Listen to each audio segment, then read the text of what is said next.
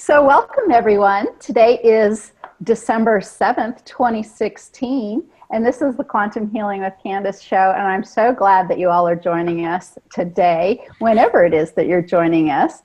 And I am so excited to welcome a new friend of mine.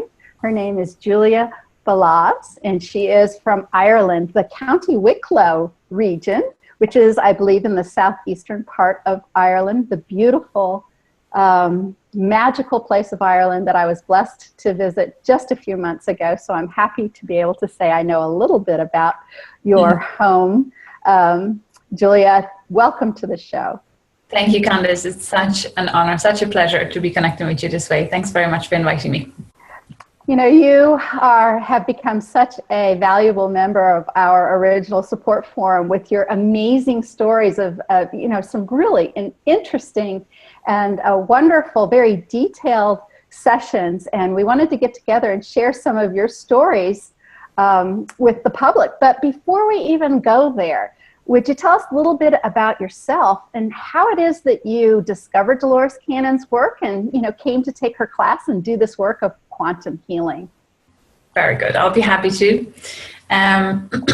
So I've always been interested in, metaphysical matters. I think when I was 11 years old, I remember, I never forget the walk. I was walking up the hill and I tried to figure out where are my thoughts coming from. And I just tried to feel is it in my brain? Is it in my heart? I just couldn't pinpoint where the thought is coming from. And that's when I realized I'm more than just this physical body. And since then, I just started researching information about human body, the biology, soul, spirit side, soul's journeys, and the universe, metaphysical matters, just ongoing search. And it hasn't stopped until to this point. So, and then actually I came to a point when I was so confused about all the information, as you can imagine a young teenager would be. There are so many different religions and so many different points of views that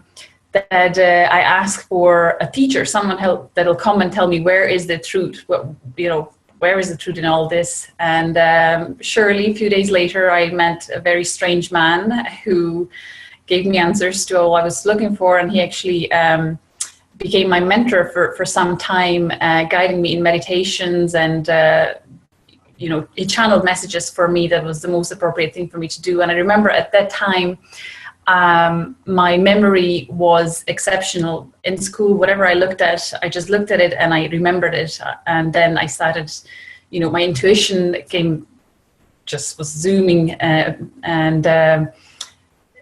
then it came to a point where I was too much out there and too little present in this moment. And I was, I think, at 15 when I just felt my aura expanded rapidly. I felt the entire city and I got scared. How can I live like this? How can I, be with the teenagers and with my friends if nothing interests me in this life anymore? I just want to be out there. It was very, it was just too much for that age, and everything just zapped back into this body, and I stopped for probably 10 years, and I just lived my life. But I was a really naughty teenager. My mom had a challenging time with me for a few years, but it all turned around. I learned so much from that period. So then I moved to Ireland, which was 12 years ago. I was born in Slovakia, and I came to Ireland 12 years ago, and I started again working on myself and really taking this inner journey and trying to break through any limiting beliefs I had. And I felt there was a lot of emotions from the past that needed to be healed. So I was doing a really good job all by myself, using different modalities. Then I married and I had a daughter. Everything was perfect, all going well. But when my daughter was 2 years old, she started triggering my anger. I was a very balanced person. Nothing would trigger me. I was just like a river zen most of the time. But then when she became 2 years old, and when she misbehaved, I had just this really nasty anger in me, which I didn't recognize from any time before. And it was getting worse and worse. And I almost struggled controlling myself. It just really felt so bad. And the energy was becoming denser and denser. And I just sense it is something from the past that is calling for healing. So that was the time when I looked for hypnosis, because I believed it is really something from the past. I didn't recall any of this from this lifetime, so I believe it would have been a past life memory. So I came across Dolores Cannon. Immediately I was drawn to it, fascinated by it. I booked my own session in Dublin with a beautiful practitioner there. And indeed, as I had my own session, memories came up which were actually from this lifetime. I remember, I thought I had beautiful childhood. Remember when going to beautiful places and all harmonic, family memories. But in this hypnosis, I found myself being desperate in the middle of the house, and my parents were screaming and shouting, and all these memories were recalled. So what I found fascinating about this QHD session was that there I was lying, being aware of being in the room, listening to the practitioner, going through this relaxed moment. She was doing this relaxation technique, visualization. I was there, everything was fine. And then in a second like that, I was there in my 5-year-old body, feeling all these emotions, really intense, instantly crying. It was literally like that, zap, and you're there. Couldn't believe it. So a lot of emotions came through then. I had incredible healing, and in that one day, I will never forget the feeling of lightness when I was leaving her office. I was, on cloud 9. It really all left me, and from that day on, my daughter, she could do whatever, and I would be fine with it. There was no anger anymore. It was all gone and released then. So that's amazing. Mm-hmm. That's a really amazing story. We have lots of clients who feel that way that day. Now, it doesn't always happen like that for people, that it's instantaneous like that. Sometimes there's things to work on or things happen later, but very often we hear that I feel so much better. I feel wonderful. I feel like I can fly after these sessions. Congratulations. That feeling was really strong. Once we healed the inner child, it took quite some time, like it was a long session. Then I started feeling this incredible pain in my left knee. And since then, it came about 2 more times, and it was always when I was healing the inner child. But this pain was just unbearable during this hypnosis. And we couldn't figure out what is this pain. Like, it just appeared, and for maybe 5 minutes, but it was excruciating pain. I almost felt like some entities are operating my knee, or like I'm losing my leg. It was unbearable. So as we connected to higher self, I'll talk about that too, it started laughing, and the answer was that we wanted her to feel the pain, feel how real this is. We wanted her to feel the pain so strongly so that she can never deny how real this is, how real this healing and this emotion and this going back in time is. And obviously through that knee, they released all the guilt and emotions, because it was there. Shame, anger, and all that. Yeah. Interesting. So, the left side, did it have anything to do with? Yes, the higher self said that the past feelings that I had, the negative feelings, anger, guilt, resentments, all the negative feelings that I had were stored in my left knee, because it was coming from the past. That's where my body kept it. So there was a huge release, so it was really strong. And then this year, actually, when I was doing more work, and when I did some work again on the inner child and the teenage years, again, I felt my left knee painful for maybe half an hour. And then once I did the energy clearing work, it was gone. But it was nothing comparing the strength of the pain right there and then. So then as the higher self came about with my personal experience, again, I was fascinated by me being aware, lying on the bed, just went through this incredible healing and emotions I felt. I was aware of the practitioner, what she was saying, the room, and then this higher self, this, my voice changed, my energy changed. I loved it. I loved my higher self, connecting to my higher self. Great messages, great answers, very appropriate to the questions I had. It just, I loved it. I couldn't wait to do it again, but I didn't then until this year. But it was incredible experience. Interesting. It's great that you say that you are aware of yourself just laying there, because a lot of people have some misunderstandings about hypnosis and about this work of quantum healing. And I've been lucky enough to experience this about a dozen times myself. And I'm always aware that I'm wherever I am, and that it's not anesthesia. It is, it's an altered state, but, you're not completely out. Now, there's some people who have trouble remembering when it's all over, of course, and some people really do enter the somnambulistic state, but many people are able to experience these amazing things, even that you have, in a higher level where, they're aware of their surroundings.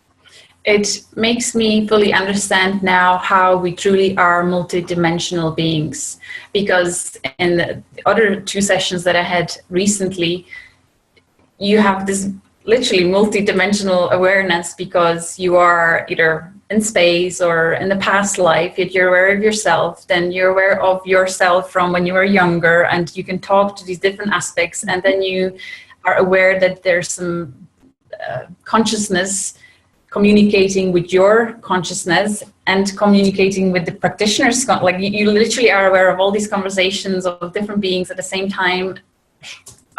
It's incredible. The human consciousness is fascinating. I love it.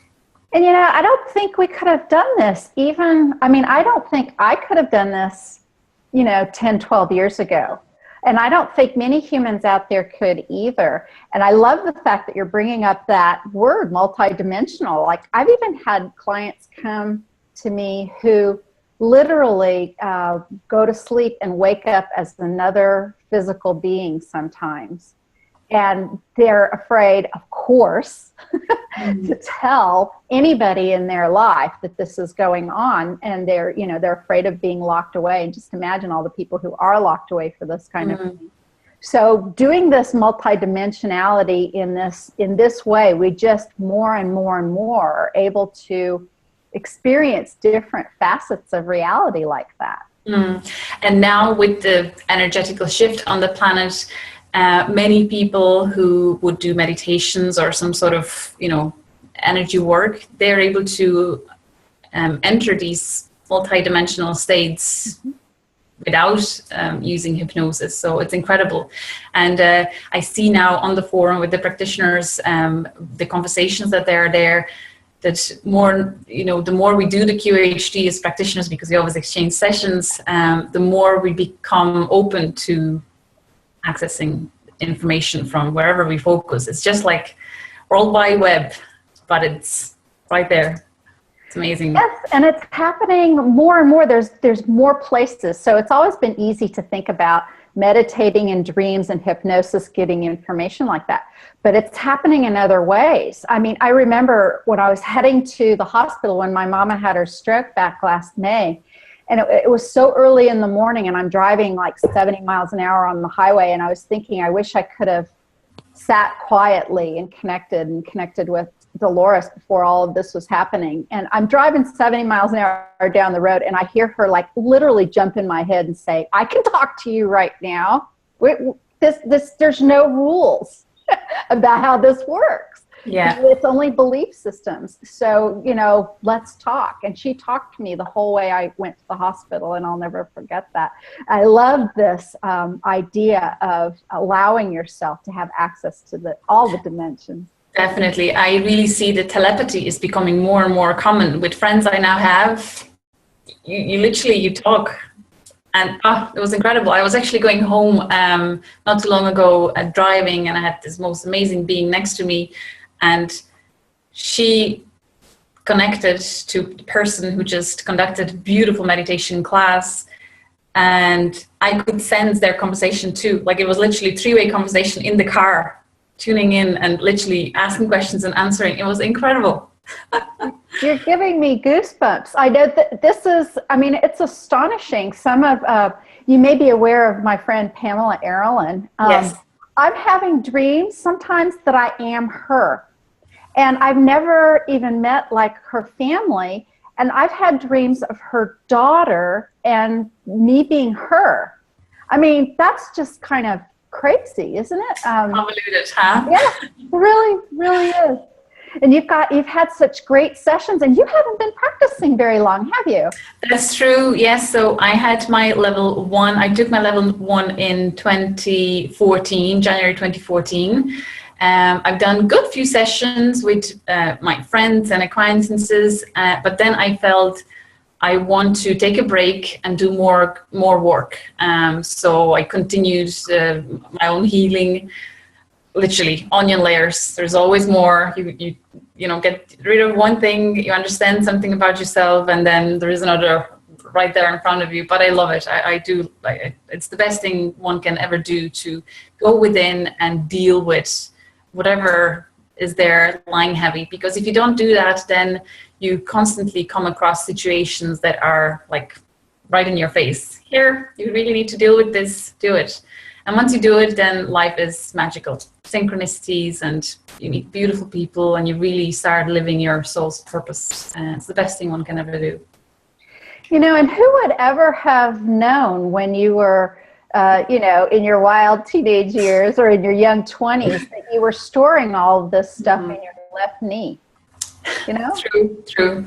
And actually, as you mentioned it, as I researched, I always read. I don't really watch TV or movies. I thrive on getting new information in, but I was always in the closet spirit junkie. I never really talked about. I might have had one or two very close friends that knew, but to everyone else, I was just like everyone else. But so I was always in the closet. And this year, I decided I can't hide my passion anymore, and amazing things started happening since then. Now, isn't that amazing? So yeah, you start. You know, for myself, I started that kind of quietly, and I would watch my words around certain people. Yeah, I don't, very much. Same. You know what? I don't do that anymore at all. And there really isn't anyone in my life anywhere who I can't talk about UFOs, ETs, angels, past lives. I mean, just on a daily basis, it's just normal life to me anymore. I don't have to watch myself anymore. It didn't happen right away, but you know, there are clients, I bet you get them too, who show up and say, I can't talk to anybody like this. Well, once you start living your life like this, it's strange to have those kind of people enter into your sphere. Yeah, your entire environment shifts completely. You start meeting different people. Yeah, that has very much happened to me this year.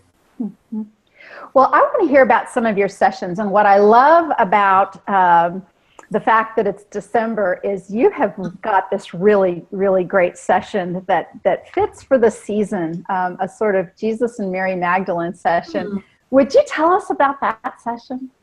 Sure, I'll be happy to. That one was really, really good because there was so much detail, and the flow of the session was so easygoing. This client, she was really able to go into this past life, and she described it so beautifully. I hardly asked any questions, and she just kept talking and talking. I was just sitting there literally like watching a movie, and just in awe with the amount of detail that she was able to provide about that past life. So you ready? I am so ready. Great. So once I ask her, you know, you go through this technique, which is very simple yet very powerful. Dolores has done a wonderful job throughout the 45 years of her discovering this amazing QHD technique. So once I asked this client, you know, where are you? Describe what you see. She says she sees a black Scorpio in front of her feet. So I knew she will probably be somewhere in the desert. So I asked more. And she started describing that, yes, she feels she's a man. She's walking across desert towards a mountain far in the distance. And she has one companion, a male companion. And I asked her, what are you wearing? So she said, I have no shoes. My companion does have shoes, and we're completely dressed in quite simple clothes, but our entire body is, well covered in clothes because of the sandstorms. And she felt really tired. She said they're walking for days. And I asked, do you carry anything on you? And she said, yep, I have a little satchel, and we only have a little water left. And I also there are black sparkly stones in the satchel. And I said, what will you do with these stones? And she said, well, I'll pay for medicine for my younger son, who's very weak. So there was already a beautiful story uncovering there. So I moved her across the desert until they got to where they were heading. And they got to a healer who was an old man sitting in the middle of the village. She was describing all these different tents and the smells and what was going on there. She said it was really windy and there was a lot of sand in the air. So beautiful story. So they were sitting in this tent, and she saw this man preparing the medicine in front of the two men as they watched it. And I said, describe the medicine. Can you tell me more about, what is in the tent? So she said, she was talking about all these amazing aromas and scents that she could feel, all these different herbs, and the medicine itself as he was preparing. And it looked like a black oil. It was very gooey. And I asked, can you ask him what is it made of? And she said, sure. And then she started telling me exactly what was in the medicine. She mentioned, I remember, skin of the animals, oil from the skin of the animals. Very strange, yeah. Coconut oil, sage, lavender, rosehip, berries, and a few other things. I can't remember, but quite detailed. It was amazing to me that she, was able to tell me exactly. And then she mentioned that she sees a beautiful woman standing right behind this man. And I said, tune into her and tell me more about her. She said she's never seen such beautiful green eyes. Her face is covered, but you can tell how beautiful she is. And now she noticed that it was female client, but in this story, she was a male. So he noticed that she was actually the lady behind this man. She was whispering to him what to use, what kind of medicine to use. So then she realized she is the healer, not the man. This man was a father protecting his daughter because they didn't want anyone to know that she has powers, that she has knowledge, that she is a healer, because her mother was killed because of the gifts that she possessed. Her mother was also a very powerful healer. And as she tuned into this female person in this past life, she could see her memory from when she was a little girl. Her mother was dragged away from their home and by soldiers and killed because of her powers. So as she was describing this, then she said they lower their voice every time somebody passed by the tent. They always, remain really quiet because they're afraid that somebody will find out that it's actually the daughter that is very powerful. So again, incredible amount of detail that was given there.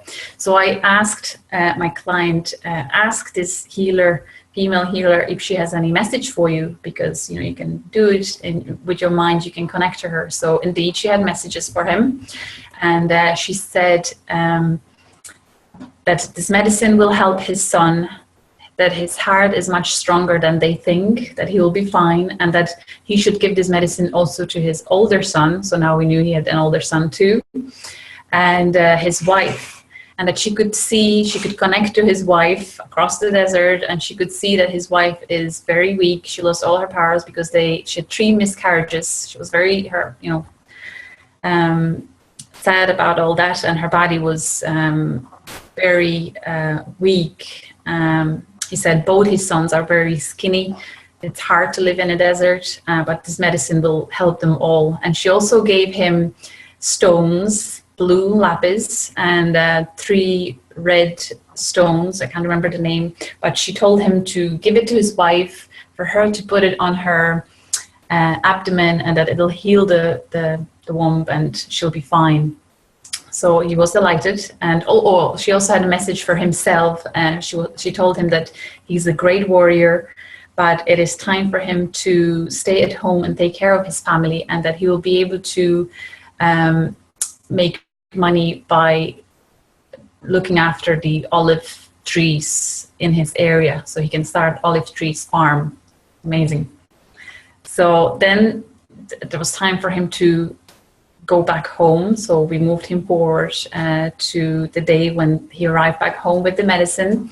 And she actually mentioned on the way that she could see how they're walking back across the desert, and how his companion is so excited about what he has just seen and experienced. He just couldn't stop talking. He just couldn't believe what he saw. But the man that had this ill family, he said, I cannot even listen to him. I'm just all focused on getting home as soon as possible. All I can think about is my family, and I want to help them. But he's so excited. So again, I was amazed by how he really, how she truly relived the life. So indeed, he got home in time, and he was describing how his wife was really worried. He was gone for a long time, and she was starting to lose hope whether he'll make it home in time. And then he looked at his little son, and he said he looks close to being dead, just skin and bones, looking very weak. So they gave him a drop of the medicine, and then I had to move him forward to when they're feeling better. So he did. He could describe how they all started gaining weight, and everything is getting better. His wife is getting her color back. So that was all good. Then he moved forward to another important day. His sons were now grown up, and his older son was becoming a warrior too, and well-known warrior. As I moved him to another important day, he was actually in the fight or in war. And I asked him, how do you feel about, fighting? And he said, he's very upset. Everyone is very upset with the emperor. It's a very stupid emperor. He always gets in trouble for upsetting someone because he gets drunk, and he then, upsets other kings or whoever was in that time. So he was saying everyone thinks it's a very stupid emperor, and his father was just like him, also very stupid, and people are upset that they have to keep leaving their families behind and fighting for this stupid emperor. So that was a little entertaining. And as we progressed through his life, my client's voice was becoming weaker and weaker. You could literally see how his life energy of this man, as he was getting older and older, was leaving him. Towards the end of his life, she was just whispering. I could hardly hear her, but the recording still catched everything she was saying. So we moved to the last day of his life, and she was whispering this man's feelings. He saw the family around him. His wife was very sad. They all knew it's his last day. She was much younger than he was. And his sons now had children, and he was sad to leave them, but he felt it's his time. His body was tired, so it was time to go. So he took his last breath. He was on the other side, and on the other side, he saw his younger sister came to greet him, and this younger sister, she died very little. He tried to save her, he said. She was fetched by wild animals and died that way, unfortunately. But she looked very happy now. Everything was fine. So he was relieved to see that, because he was carried a lot of guilt throughout his life that he couldn't save her. He was only a little boy then. And another beautiful being that came to see him was Jesus. And his face her face just brightened up. And I said, why is Jesus there? What kind of message he has for him, for this man's soul or spirit? So Jesus told him that he is there because this man had a similar, part of his life was similar than the life of Jesus, that he was protecting a very powerful healer throughout his life. that Mary Magdalene was also a very powerful healer, and she had great wisdom and knowledge and connection. But he had to step into forefront. So, because at that time, women didn't have any power. They weren't allowed to speak or allowed to be known as powerful and, knowledgeable.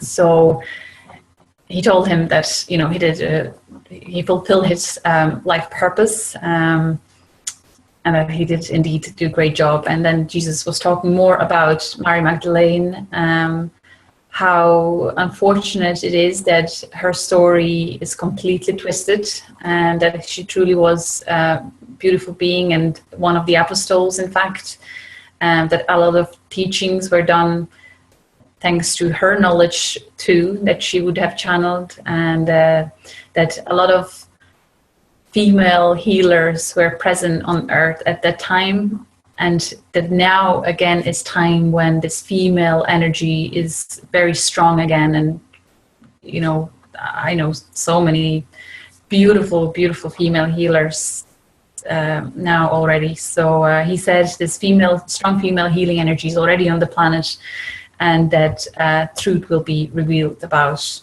Mary Magdalene too. And indeed, I've seen so many channelings about Mary Magdalene already, just confirming all this. So that was the story. Then when we connected to the higher self of the client, from whispering, she started talking out loud, completely changed her voice. And I asked, why was it important for her to see this life? And higher self said that my client in this lifetime, she doesn't believe that she as a woman can be as powerful as any man, that for many lifetimes she was in position where she had powerful men around her and she wasn't allowed to use her gifts. But in this lifetime, she must use the gifts she has. She's a great healer herself, and that she just really have to step to the forefront and don't let men to overrule her. So that was really good. And since then, actually, I was in touch with this client, and she's doing really well with her business, and she's coming up really. So it's great. I get a lot of clients, I bet you do too, who in past lives were either tortured or killed for their magnificent gifts of consciousness or healing. And it's absolutely true that the divine is coming forth now, the divine feminine, and truth is manifesting. I have to share this with you. There's this tree just outside the window from my vision here. When you started talking about the divine feminine and coming back into, the planet now with the energies and everything, that tree started filling up with cardinals.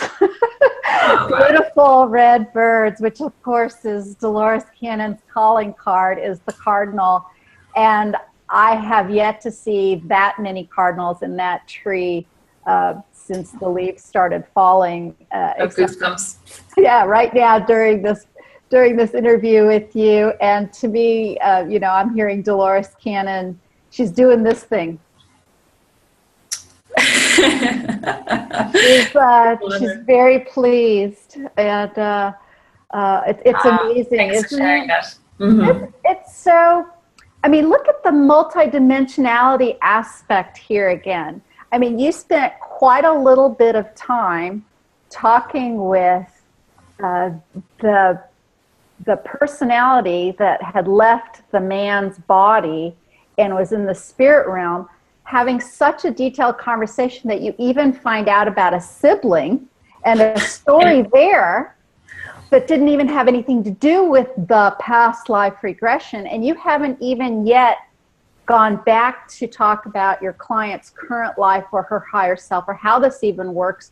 You're in this realm where you're connected. It's really like stepping into a movie. It's astonishing. Did your client, was she like you? Was she, did she have a memory? Did she know she was laying and having a session? And she was She did. So Very much aware of all that, yeah. Isn't that interesting? And very, very trusting of you then, and very trusting of the process to be able to let that story come out. And it's always interesting for us as practitioners to sort of figure out, because, you know, not all sessions are like this. So some sessions are a little more subdued, and there's a little more stickiness about getting some of the information out. And other people just so beautifully just slide into these stories. And I'm always curious about, because you never know. You never know when it's going to happen, and you can't really say, oh yes, this client is going to have that kind of session, or if not, because some very spiritual clients can be some of the tougher ones. And I think sometimes they have some great expectations about what's supposed to happen or not. So it's no judgment on your advanced level or anything like that. Had she experienced hypnosis before or anything like this particular client, or was this a new experience for her?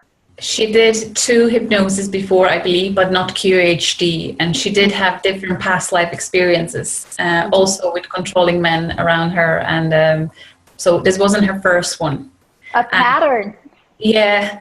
Actually, the higher self got quite upset with her. She said it actually said we're really annoyed with her because this has been going on for lifetime after lifetime after lifetime, and we just it really is now you have to do it now. So I said, don't worry, she'll listen to the recording now. She will hear you. I'm sure it'll change and it'll improve this time. So. Excellent. So again, I'm curious, so your client had experienced regressions before. So when she came out, and this was her first QHHT session, what did she have to say about anything, the differences, if she in fact did talk about that? She was in awe about the amount of detail she saw, and the life that was just revealed that came out of nowhere. She couldn't have possibly imagined those kind of details, and in such a flow, there was no it was just a beautiful flow of talking. So there's no doubt that she was actually time traveling. Yeah, such a gift, such a beautiful gift. I know I always say to practitioners, when I'm coaching them or when we're talking about it on the original forum, if things are going well, and your client is in the flow, really all you have to do is sit back and say the words, and then what happens, or what happens next. And of course there are times when you need a little more interaction and other things are happening. But for clients to know that in these sessions we simply truly, we're going to use that phrase, hold the space. We're just there, allowing the thing to happen, and sort of, making sure that the client's goals and questions and concerns are uppermost when we're, facilitating the dialogue. But we as practitioners, we don't say anything, and we don't judge anything, and we don't tell anybody anything, and we don't do anything, and we don't suggest anything, which is the biggest single difference between what we do and traditional hypnosis. Traditional hypnosis is get relaxed and I'll tell you, you don't feel like smoking anymore. And there's a real, dynamic of, where the hypnotist or the hypnotherapist has sort of this power of, well, we're going to do this, But in this work, it isn't anything like that. It's all. That's why I love it so much. Yeah, it's all about the client. It's all self-directed. It's all self-hypnosis, and it's like having this long, involved daydream where you're just, you're just talking out loud about and stepping into a movie, and somebody else is there making sure it's getting recorded nicely. What I love about this the most is the empowerment people get out of it. How they realize that there is truly this part of them that has all this knowledge and all the wisdom and all the answers, and they cannot deny it. And even after they leave the hypnosis, the door is open. They can always go back in and start asking questions and really go on this amazing journey of self-discovery. Just this empowerment is invaluable. Amazing, amazing. So happy to hear this amazing story. And you've got some other stories. We put on our blog not long ago. You had a session about a night. I want to hear about that one next. And this one actually, this past life physically affected my client. Every time she would have a fight with her partner, she would feel really strong pain in her right arm, and she couldn't figure out, otherwise she was quite healthy, she couldn't figure out what was this pain about. It was always in her right arm, and always when they were fighting. And so in this lifetime, she found herself being on a battlefield. She could tell, she felt quite battle weary, and she felt as an older man. She could describe her armor in great detail. She could tell that every time they would give her new armor, it would always be an upgraded version of the previous one. Armor 2.0. Yeah, totally. Everything, there's constant upgrade in this universe. So she could tell that she would remember that the original armors were very stiff. She could hardly move, very heavy. And this time her armor was like armadillos, like there were layers over layers, and it would follow her movements. And she was very pleased with the last one she got. So with this one, let me just find it here. So she was on this battlefield, and the story started with her being on her last day of her life. So then we had to go back in life and find out the full story, and then we would end up again back on that battlefield where she lost her life. So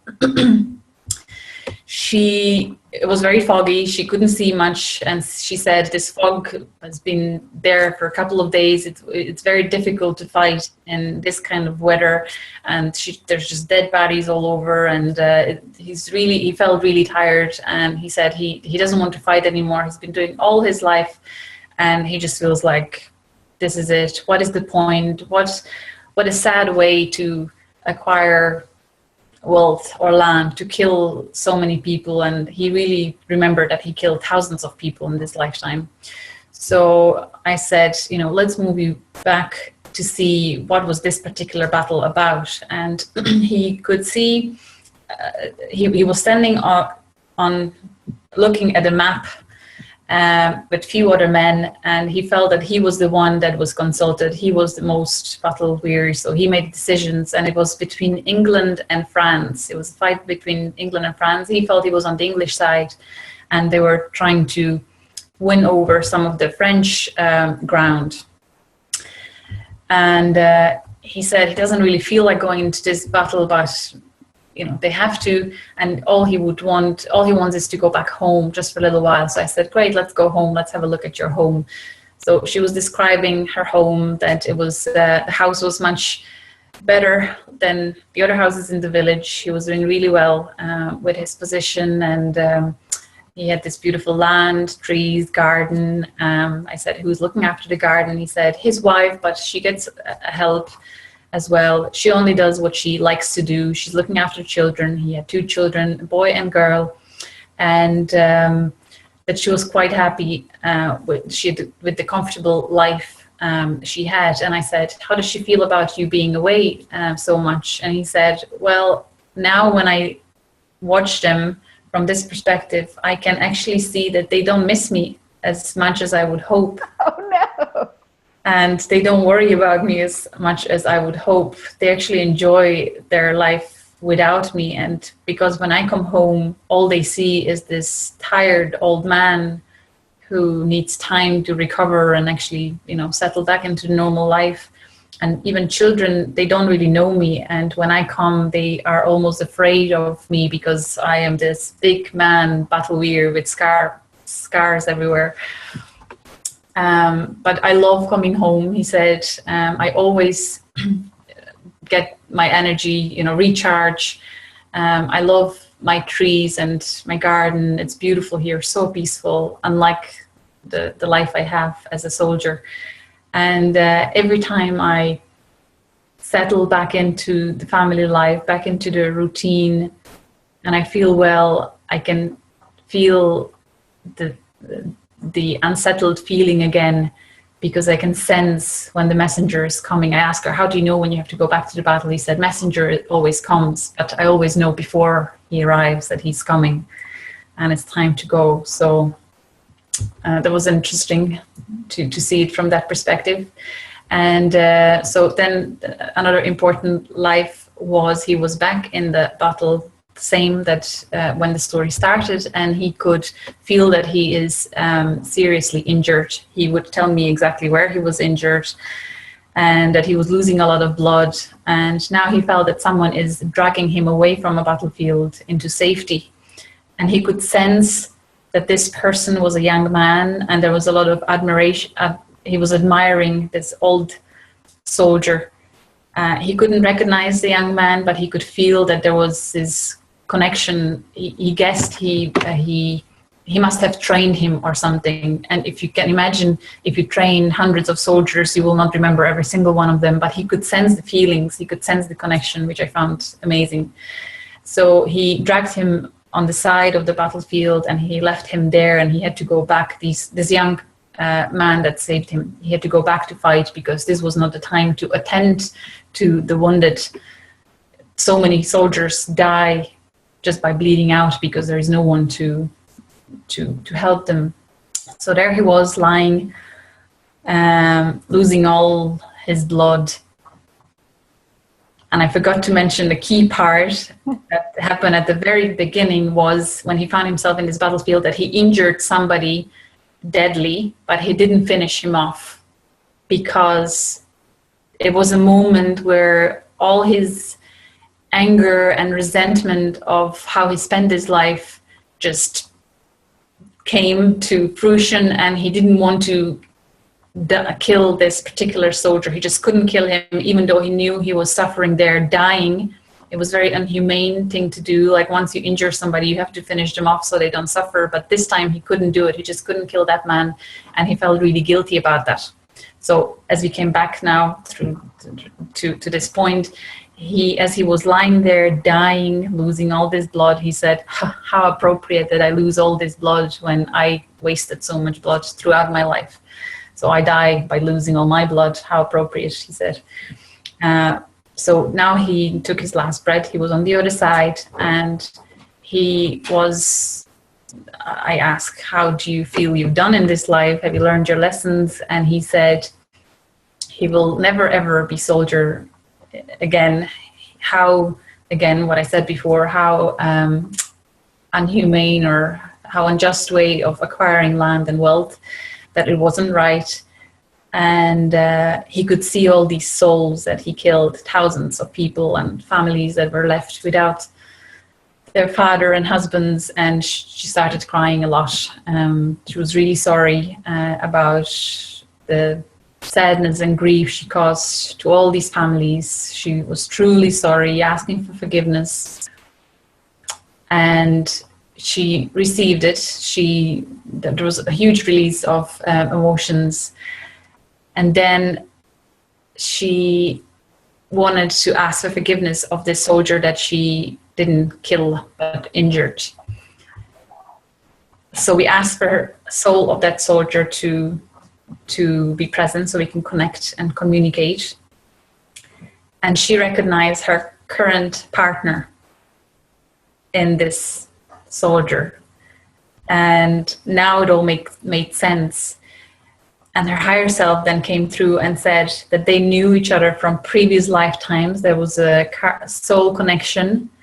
So even though this man consciously didn't realize that there was a soul connection, subconsciously he knew. So that's why he couldn't kill him, because it was a friend. And then this higher self revealed it was their contract to end his life this way. And he asked for forgiveness. He didn't know what he was doing. Forgiveness was granted, of course. And then the higher self of her present partner came through and told her that, of course, she'll be forgiven. She is forgiven. And that the reasons why they're fighting about these silliest things in this lifetime is because there was this unhealed past guilt and upset, because the man who was left on the battlefield to bleed in pain and die that way was really upset about the old soldier, that he didn't finish him off. Then the old soldier had the guilt feeling about this. So there was this unresolved emotion that was affecting them in this lifetime. So they forgave each other. There was this beautiful love feeling. And then I asked, do you have any message for her in this lifetime? Would the higher self of your partner have any message for her? And it said, yes, she has not been able to believe the depth of my love for her. This will change now. And I already know that the same will happen for me. I will now feel more of her love for me. I feel it already. It's like the spiky edge of our love is gone. So it was beautiful. And then I asked, is there one more message before we let you go? And it said, you have been everything to each other that you can be to other person in all the lifetimes you have lived together. This is the last time you will have this connection on earth. So why not to make it an enjoyable last time? This lifetime for both is meant to be fun, and now it can be. That is all. Peace to you. Wow. So I found that was really, really beautiful. And then when I got in touch, we stayed in touch with this client. She's actually a fellow practitioner. I asked her, how is the relationship? And she said, it completely shifted. There are no more silly fights, and she was delighted. So, and of course, actually, she got a healing. When we asked for body scan, she got a healing of her arm, and that was the arm he was fighting with and killing all these people. So the guilt was held there. How absolutely astonishing. Really, really great sessions. And it really shows you the depth of the connections of that souls can have. I wonder if you might talk a little bit about something more broad at this point. You were able to make a connection with the opposing soldier, who then had the higher self, and there was forgiveness between those two souls and those two aspects. But how about forgiveness as a general sense? We, particularly in the Judeo-Christian, manner of looking at things, we've basically been raised that God judges us, that God will pass judgment. And if we need forgiveness from anyone, it's from Jesus or from God or from like that. Have you ever found that to be the case in a session? Or what about forgiveness in a bigger sense? What's your ideas about that? That I had a client who was a Christian, and his faith was very predominant during the session in the language he and his higher self used. It came to a point that Mother Mary was present during the session, and he was begging for her forgiveness. And she said, "My dear, there is nothing for me to forgive. You are the one that needs to forgive yourself. I love you unconditionally. There is nothing to be forgiven because you are on this earth without seeing, you have a veil over you. You don't know, you don't understand the higher perspective that we see. There is no judgment from their side. They see how we struggle with forgetting who we truly are. So truly, every single one of us just need to forgive ourselves. There's no one else to forgive." Yeah. Oh, absolutely beautiful. We've got 10 minutes or so left in the show. You, just this morning on our original forum, I was able to read about one of your very last, very interesting sessions. Would you end our time together by telling us about that session? Yes. So this was a beautiful, again, very detailed, and this one was actually a group regression session. So this time client didn't lie on bed, and there was no long spiel going into it. We just did a few really short little visualization exercises. She was in the seating position, and during group regressions, we would always go into the past life, meet your spirit guide. There's always a message and a gift from spirit guide, and then possible future life. And people can choose whether they go to 100, 200, or 300 years from now. So this particular person was beautiful being, and so I'm so proud to actually call her my friend. She saw a past life of priestess in ancient Mesopotamia in Iran, I believe, somewhere there. And her home was a ziggurat temple.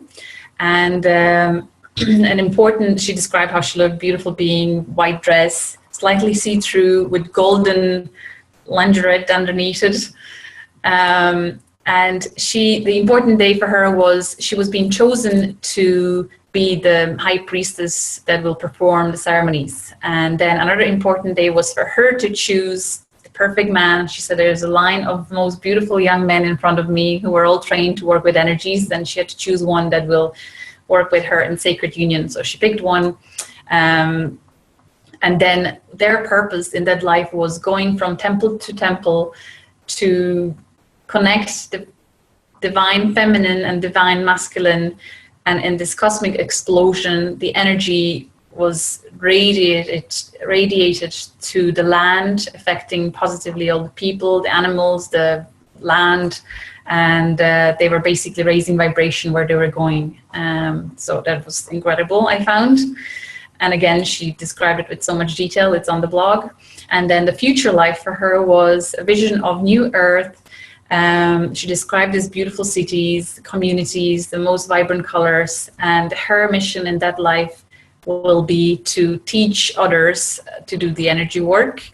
When I moved her forward to another important day, she saw quite large crystals in front of her, identical looking hexagonal crystals, and she was downloading information and intention and energy into each of these crystals, because these were then transported to other city centers in order to get the information and download to people that are trained how to get it out of the crystals. And she said she could see how she was fine-tuning them and checking them and twisting them and just making sure they're perfect. Incredible. So was this 1, 2, or 300 years in the future? She chose 100 years from now. Mm-hmm. How astonishing. I well believe that, because there's it's just everything, what's the word? It's speeding up so rapidly.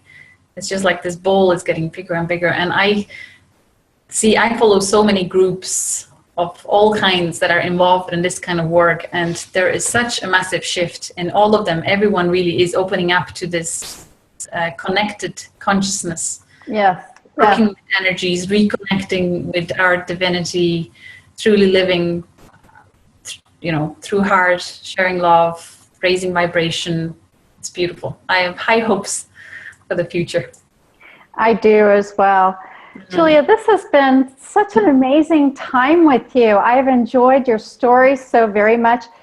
Tell us how people can find you. I also know you're doing some things with sacred sites there in Ireland.